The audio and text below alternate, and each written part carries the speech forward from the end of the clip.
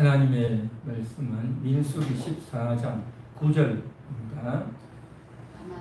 같이 합독합니다. 다만 여호와를 거역하지는 말라. 또 그 땅 백성을 두려워하지 말라. 그들은 우리의 먹이라. 그들의 보호자는 그들에게서 떠났고 여호와는 우리와 함께 하시느니라. 그들을 두려워하지 말라 하나. 아멘. 이것은 이스라엘 백성들이 출애굽 이후에 광야로 가서 있을 때 이제 가나안 땅에 들어가라 라고 그렇게 하나님께서 명령하시는데, 거기에 대한 이스라엘 백성들의 반응, 그 온 회중의 반응의 여중 와중에서 일어난 언급되어진 표현이다 라고 말할 수 있습니다. 민수기 13장에서 보면 하나님께서 모세에게 지시하여서 이제 너희가 가나안 땅을 정탐하라 하고 그렇게 하시죠. 그래서 그에 따라서 모세가 지금 이스라엘의 지파 12지파 지도자 12명을 뽑아서 가나안 땅을 정탐하게 합니다. 그래서 그 땅의 거민들이 어떤지, 그 땅의 위치와 지형과 특징과 또 땅의 상태와 거기에 있는 거민들이 강한지 약한지, 산성이 좋은지 안 좋은지, 토지가 비옥한지 이런 것들을 보고 오라라고 하죠. 그래서 12명이 가서 40일 동안 걸립니다. 저들이 가데스 바네아, 광야 가데스 바네아에서 그곳까지 걸어가는데 한 일주일 정도 하고, 그 다음에 가나안 땅 최남단에서 최북단까지 다 돌아본 거죠. 물론 한꺼번에 다 가지는 않았겠죠. 몇 명씩 나누어가지고 지역별을 보고 그렇게 왔겠죠. 어쨌든 저들이 갔다 왔는데, 저들이 갔다 오면서 13장 23절에 보면 포도송이를 가져온 겁니다. 그 포도송이가 얼마나 굵고 큰지 두 사람이 어깨에 메어야 할 정도로 큰 포도송이였다라는 겁니다. 그리고 석류, 무화과 이런 것들을 다 가지고 오죠. 그래서 40일 동안 탐지를 다 마치고 저들이 온 회중이 모인 곳에서 다녀온 보고를 하게 됩니다. 그래서 보고를 하는데 13장 27절에 보면 그곳에 가니까 과연 그곳은 젖과 꿀이 흐르는 땅이었습니다. 28절 그러나 그 주민은 너무 강하다. 그리고 그곳에서 아낙 자손을 보았다. 아낙 자손이라고 하면 요즘식으로 말하면 키가 한 2m 이상 3m 가까이 되는 그런 완전 거인 족속이었다는 거죠. 그리고 그 땅에 어떤 족속들이 사는지 쭉 보고 와서 이제 보고를 했죠. 그렇게 보고를 하니까 30절 갈렙이 모세 앞에서 백성을 조용하게 하고, 조용하게 했다는 것은 뭡니까? 조용하지 않았다는 거죠. 시끌시끌 했던 거죠. 웅성웅성하고 시끌시끌 했던 겁니다. 그러니까 갔다가 돌아온 사람들의 보고를 보니까 젖과 꿀이 흐르는 땅은 좋은데 그곳에서 거인 족속이 있더라. 아주 힘세고 싸움 잘하는 그런 자들이 있더라 라고 하니까 저들이 이제 가나안 땅에 그냥 들어가서 사람 없는 곳에 가서 무주공산을 차지하는 것이 아니라 그곳에 있는 자들을 쫓아내고 살아야 되는데 그곳에 있는 사람들이 너무 강하다는 거죠. 그러니까 웅숭웅숭했죠. 그 분위기를 알고 갈렙이 올라가서 이야기하면서 뭐라고 말합니까? 30절에 우리가 곧 올라가서 그 땅을 취하자. 능히 이기리라. 그렇게 말하는 거죠. 그래서 갈렙이 백성들의 마음이 흔들리지 않도록 웅성거리지 말라, 놀라지 말라 그런 측면에서 이야기하죠. 그렇게 이야기하니까 31절에 12명 중에서 다른 10명이 이제 이야기를 하는 겁니다. 우리는 능히 올라가서 그 땅을 취하지 못한다. 그들은 우리보다 강하다 라는 이야기를 하는 겁니다. 그러면서 32절 이스라엘 자손 앞에서 그 정탐한 땅을 악평하여 땅을 악평했다는 겁니다. 그 땅을 악평해서 뭐라고 말하느냐, 우리가 두루 다니며 정탐한 땅은 그 거주민을 삼키는 땅이다. 그곳에 사는 사람들을 살핀다는 거죠. 그러니까 40일 동안 다녀봤는데 그 땅이 굉장히 거칠다, 험하다, 산길이 많고 꼬불꼬불한 길이 많고 또 이쪽 산지에 있는 사람과 저쪽 산지에 있는 사람들끼리 서로 다투더라. 서로 좋은 땅을 차지하려고 서로 싸우고 다투는 그러한 것들을 아마 보았던 것 같아요. 그리고 또 이제 전염병이 돌면 자기들끼리만 이제 좋은 이런 약초나 또 약수나 이런 걸 차지하려고 하는 그런 것들. 그러니까 이 땅은 땅 자체가 굉장히 험악하고 또 힘든데 서로 싸우더라. 그 땅에 있는 거민도 완전히 삼키는 땅인데 우리가 그런 땅에 들어가서 어떻게 살 수 있겠느냐, 그들을 어떻게 몰아낼 수 있겠느냐 라고 하는 이야기인 거죠. 그러면서 우리가 본 백성은, 모든 백성은 신장이 장대한 자들이다. 모든 백성이라고 했어요. 그러니까 처음에는 안악자손을 봤다고 했는데 그 안악자손을 보고 이제 놀라다 보니까 다른 사람들도 다 키가 커 보이고 장대한 사람으로 보였다는 거죠. 그러면서 33절에 거인을 보았다. 우리는 스스로 보기에도 메뚜기 같았다. 메뚜기 같았다는 거죠. 우리는 너무 작고 왜소하고 힘도 약하고 저들을 도무지 이길 수가 없었다. 우리가 볼 때도 메뚜기 같았다. 그들이 우리를 볼 때는 어떻게 하겠느냐라고 하는 이야기를 하죠. 그러니까 분위기가 이 정도 되니까 14장 1절 온 회중이 소리를 높여 부르짖었대요. 큰 소리 내고 막 난리가 났어요. 백성이 밤새도록 통곡했다는 거죠. 밤새도록 통곡했다는 겁니다. 분위기가 너무 안 좋았어요. 그러면서 14장 2절 다 모세와 아론을 원망했다. 차라리 우리를 애굽 땅에서 죽게 하든지 이 광야에서 죽었으면 좋았을 걸 라고 이야기하는 겁니다. 3절 어찌하여 여호와가 우리를 그 땅으로 인도하여, 그러니까 이제는 모세와 아론에 대한 원망, 여호와께서 우리를 인도하신 것에 대한 원망, 차라리 우리가 애굽으로 돌아가는 것이 낫다. 이런 지경까지 이야기가 나옵니다. 이런 지경까지 이야기가 나오니까 이게 통제가 안 되는 겁니다. 온 이스라엘 남자 장정만 60만이니까 아내들 또 자녀들 노인들까지 합치면 200만 이상이 다 모여가지고 웅성웅성하고 통곡을 하고 부르짖고 난리가 나는 겁니다. 이 누구도 통제가 안 되는 겁니다. 그러니까 이제 5절 모세와 아론이 이스라엘의 온 회중 앞에서 엎드립니다. 온 회중 앞에 엎드린 겁니다. 온 회중 앞에 엎드렸다는 이유는 뭐겠습니까? 보통 하나님의 사람들이 하나님께 기도할 때는 여호와 앞에 엎드렸다라고 하잖아요. 여호와 앞에 엎드렸다. 그 말이 뭐겠습니까? 하나님을 향하여 하나님께 기도하며 하나님께 항복하는 마음으로 엎드렸다라고 그렇게 표현을 하지 않습니까? 그런데 여기서는 온 회중 앞에 엎드렸다. 왜 회중 앞에 엎드립니까? 이것은 회중 앞에 굴복하고 회중을 의지하고 회중에게 뭔가 요청한다는 그런 뜻일까요? 이것은 그런 말이 아니고 회중 앞에 엎드렸다는 것은 모세도 너무 긴박해서 그 백성들 앞에서 그냥 바로 엎드린 겁니다. 그것은 저들에게 굴복하고 항복하고 당신들의 뜻을 내가 따르겠다 그런 말이 아니고 모세도 너무 다급한 겁니다. 하나님께 나아가서 성막에 나아가서 보통 이 광야 시대에는 지금 여호와 앞에 섰다라고 할 때는요 광야에 있는 성막으로 가는 겁니다. 성막 지성소 앞에 가서 하나님 앞에 엎드리는 것을 가리켜서 하나님 앞에 엎드린다고 했습니다. 그러나 지금은 그곳에 갈 환경도 안 되고 상황이 너무 다급해서 모세도 지금 그 백성들 원망하고 외치는 부르짖는 그 앞에 바로 엎드린 겁니다. 왜 엎드렸겠습니까? 하나님을 의지하는데 지금 성막까지 갈 상황도 안 되고 환경도 안 되고 모세의 마음도 너무 다급해서 그대로 엎드려버린 겁니다. 하나님께 엎드려서 간절히 기도할 수밖에 없었던 그러한 처지였다는 것입니다. 그래서 이제 그런 과정 가운데서 기도하고 있는데 그런데 또다시 갈렙과 여호수아가 나와서 또 이야기합니다. 우리가 가서 보고 온 땅은 심히 아름다운 땅이다. 하나님이 우리에게 말씀하시던 대로 과연 아름다운 땅이다. 과연 젖과 꿀이 흐르는 땅이더라.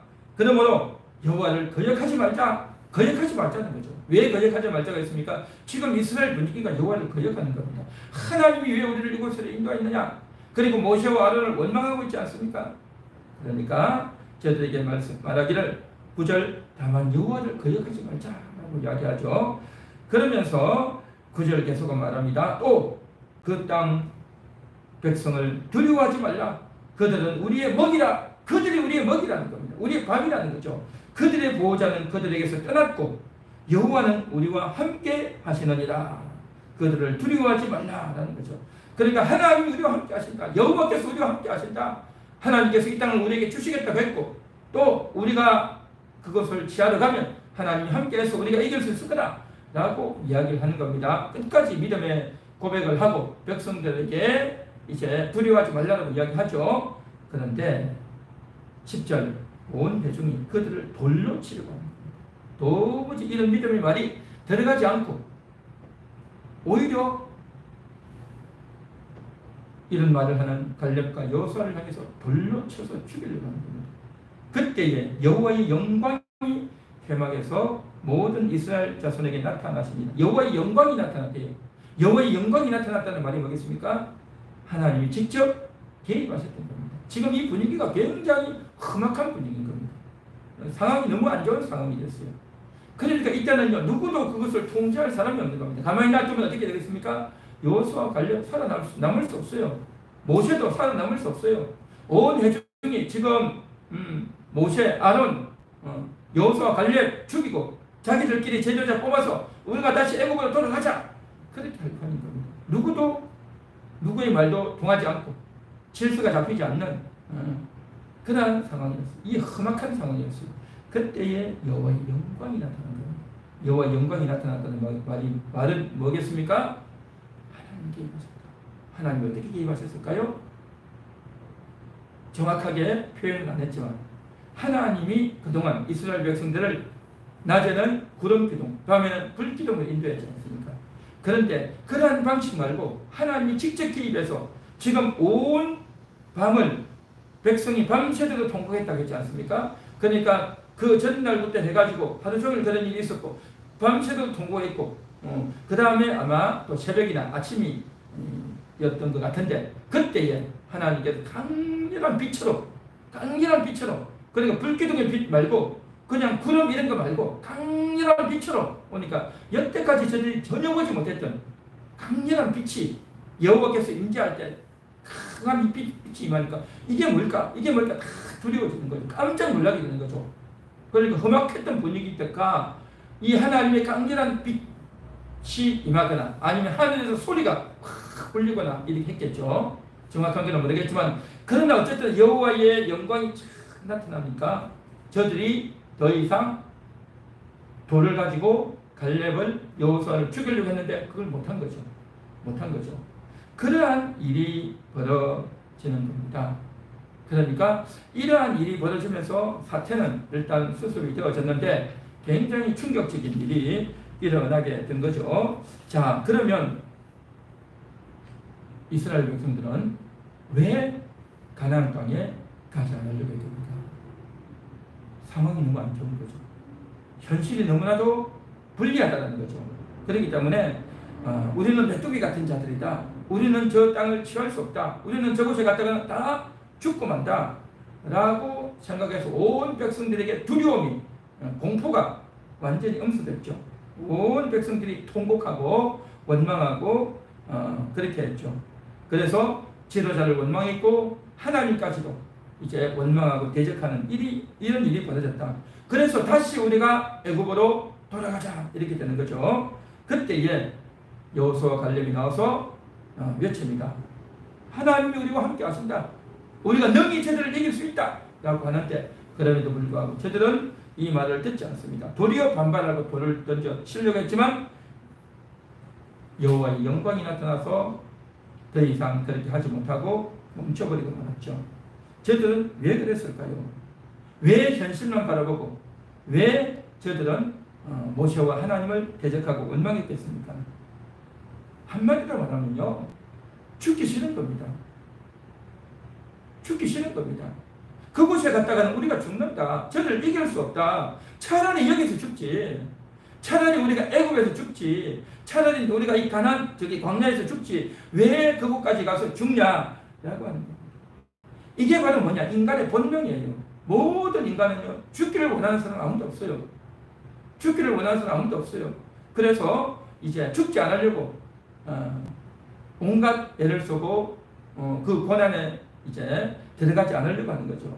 그래서 죽지 않으려고 일도 하고 또 죽지 않으려고 또 이제 예의를 차리고 또 조심하고 했던 사람들도 나중에 되면 어떻게 됩니까? 죽지 않으려고 비굴하게 자기를 죽이려고 하는 사람들한테 무릎 꿇고 싹싹 빌어서 살아남으려고 하는 비굴한 행동을 하게 되고, 죽지 않으려고 어떻게 합니까? 남의 것도 훔치고 죄를 짓고 못된 짓을 하고, 죽지 않으려고 자기 자녀들에게 해서는 안 되는 행동들을 하고, 이게 인간의 본능입니다. 이게 평상시에는 막 그런 뜻하게 품위 있게 하지만 극단적인 상황에 내몰리면요, 자기부터 살려고 하는 것이 인간의 본성이란 말이죠.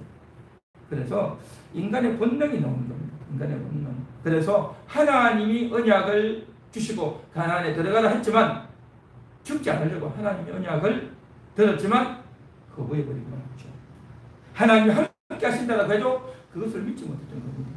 우리는요, 여기에서 정말 생각해 봐야 되는 겁니다. 우리는 인간의 본능대로 살 거냐, 하나님의 언약을 붙들고 하나님이 함께 하신다는 말씀을 붙잡을 거냐. 오늘 이 시간 우리는요, 인간의 본능대로, 내 육신의 본능대로, 내 탐욕대로, 내 정욕대로, 내 하고 싶은 대로 하는 것이 아니라 정말 하나님을 의지하고 하나님의 말씀을 들으며 하나님께 순종하는 쪽을 선택하고 나아가야 될 줄 믿습니다. 하나님이 함께 하신다고 할 때 이 말을 들어야 된단 말이죠. 하나님이 함께 하신다고 할 때 그 말씀을 듣고 두려워하지 않고 하나님 말씀을 믿고 나아가는 겁니다. 그렇게 되어지면 어떻게 됩니까? 설령 가나안 땅에 가서 전쟁하다가 죽을지라도 나는 하나님 말씀을 듣겠다, 하나님이 약속하셨다 라고 하면서 나갈 수 있는 그런 중심이 되어야 할 점이 있습니다. 내 목숨, 내 자존심, 내 이기심, 내 탐욕, 이런 것들이 결국에는 인생을 망치는 겁니다. 그래서 주님이 그렇게 말씀하셨죠. 죽고자 하는 자는 살고 살고자 하는 자는 죽는다라고 했죠. 십자가를 지고 자기를 부인하고 죽으라는 겁니다. 이 욕심을, 이 욕망을 내려놓는 겁니다. 이게 신앙인 겁니다. 신앙의 위대함은 어디에 있느냐? 내가 죽으려고 할 때 하나님이 보이고요, 내가 죽으려고 할 때 하나님께서 오히려 나를 살려주시는 줄 믿습니다. 할렐루야. 8월달 한 달 하나님이 함께 하시는 달입니다. 그 하나님이 함께 하시면, 하나님 함께해서 내가 어려움도 없고 고생도 없고 아프지도 않고 원망도 수치도 없고 나는 룰루랄라 다 잘 살기만 하고 다 잘 되기만 할 겁니다 라고 하는 식으로 생각할 게 아니라, 우리는요, 하나님 약속을 굳게 붙들고 나아가면서 때로는 어려움도 있고 손해도 있고 원망도 당하고 자존심도 상하고 어려움도 있을 수 있어요. 그럼에도 불구하고 내가 하나님의 함께 하심을 붙들고 나아가다 보면 때로는 손해도 보지만 또 때로는 우리 영혼의 기쁨과 큰 안식과 위로가 있을 줄로 믿습니다. 한 걸음 더 나가서 이제 14장 43절을 한번 보겠습니다. 아말렉인과 가나안인이 다시 앞에 있으니 너희가 그 칼에 망하리라. 너희가 여호와를 배반하였으니 여호와께서 너희와 함께하지 아니하시리라 하나, 그들이 그래도 산 꼭대기로 올라갔고 여호와의 언약궤와 모세는 진영을 떠나지 아니하였더라. 45절. 아말렉인과 산간지대에 거주하는 가나안인이 내려와 그들을 무찌르고 호르마까지 이르렀더라. 아멘. 그러니까 이 험악한 분위기, 우리는 가나안에 못 간다, 통곡하고 원망하고 모세와 또 갈렙과 여호수아를 죽이려고 할 때, 그때 여호와의 영광이 나타나서 저들이 더 이상 죽이지 못하고 흘러가죠. 그러면서 하나님의 음성이 하늘에서 들리는 겁니다. 그러면서 이제 많은 말씀들이 있는데 그 중에 어떤 게 있냐면, 너희가 이제 가나안 땅에 들어가지 못한다. 들어가기를 싫어하는 너희는 가나안에 들어가지 못한다. 너희 말이 내 귀에 들린 대로 내가 시행하겠다 라고 하시면서 20세 이상 된 사람 중에서 한 명도 가나안 땅에 들어가지 못하고 너희가 다 이 광야에서 죽으리라 라고 하는 말씀이 14장 계속 쭉 진행이 되어지는 겁니다. 그 말을 듣고, 그 말을 온 회중이 듣고 깜짝 놀랍니다. 그 전에는 어떻습니까? 공포 분위기, 두려움에 사로잡혀서 우리는 가나안에 갈 수 없다, 절대 불가능하다 라고 했던 저들이 하나님이 임하셔서 너희가 다 죽고 더 이상 못 들어간다 라고 하자, 이제 저들의 마음이 어떻게 되어집니까? 돌이켜져서 우리가 가나안에 올라가겠다 그렇게 되는 거죠. 우리가 가나안 땅에 들어가겠다 라고 이야기하는 겁니다. 그러자 모세가 이야기합니다. 가지 마라. 여호와께서 너희와 함께하지 아니하신다. 43절 그렇게 이야기하는 겁니다. 그런데도 불구하고 저들이 올라가는 거예요. 우리 가나안에 가겠다. 그렇게 올라갈 때에 그때 어떻게 합니까? 여호와의 궤는 가지 않았어요. 여호와의 궤가 가려면 모세가 지시하고 레위인이 동참해서 가야 되는데 레위인도 움직이지 않고 모세도 지시하지 않고 진영을 떠나지 않는 겁니다. 그러니까 이 여호와의 궤 이게 법궤는 떠나지 않는데 저들만 가서 어떻게 됩니까? 패배하는 겁니다. 그 주변의 족속들에게 패배해서 내려와 버린단 말이죠. 자, 그러면 저들이 왜 간다고 했냔 말이죠. 저들은 그렇게 안 가겠다고, 우리는 그곳에 가서 죽을 수 없다고, 차라리 여기서 죽으면 좋겠다라고 했는데 이제는 다시 가겠다고 하는 거예요. 가겠다고. 왜 가려고 했습니까? 하나님의 징계와 심판이 두려운 겁니다. 이곳에 있다가는 40년을 지내야 된단 말이죠. 가나안에 들어가지도 못하고 40년을 이곳에서 살아야 되니 우리가 더 이상 살지 못하겠다는 거죠. 우리가요, 인생을 살다 보면 좋은 때도 있지만 어려운 때도 있고, 또 때로는 뭡니까? 아무 의미가 없는 직장을 다녀도 돈도 벌지도 못하고, 또 돈을 조금 벌어도 그거 가지고는 도무지 살 수도 없고, 내가 이러려고 이 직장 다녔냐, 내가 이러려고 이런 결혼을 했느냐, 내가 이러려고 이렇게 내가 살았느냐, 자식을 보건 남편을 보건 아내를 보건 주변의 사람을 볼 때 정말 아무 의미 없는, 쓸데없는, 소득도 없고 노력해도 얻은 것도 없고 그러한 답답하고 괴로운, 몸만 아프고 이것저것 속설이고 인간관계 갈등은 생기고 우울하고 분노가 생기고 도무지 해답이 없고 기도해도 이게 나아지지도 않는 그러한 형편이 다가온다면 이걸 어떻게 봐야 되냐 말이죠. 그것은요, 징계의 시간입니다. 징계의 시간. 우리가 어떻게 할 수 있는 시간이 아니에요. 그 징계의 시간은 우리가요, 받아들여야 됩니다. 징계를 당해야 됩니다. 그 징계를 당하면서 생각해야 되는 겁니다. 왜 이러한 것들이 왔는지 생각하고 돌이키면서 내 욕망대로 되는 게 아니구나, 내 고집대로 되는 것이 아니구나, 그러면서 내 욕심과 내 이기심과 내 자아와 이런 것들이 내려놓아지고 죽어져야 되는 겁니다. 그러한 우리의 욕심과 탐욕 때문에 이러한 어려움이 오고 그 어려움의 세월이요, 몇 년이 되고 몇십 년이 될 수도 있어요. 그걸 우리가 인내하고 기다려야 돼요. 그런데 그걸 인내할 수 없다. 내가 왜 이런 걸 기다렸냐?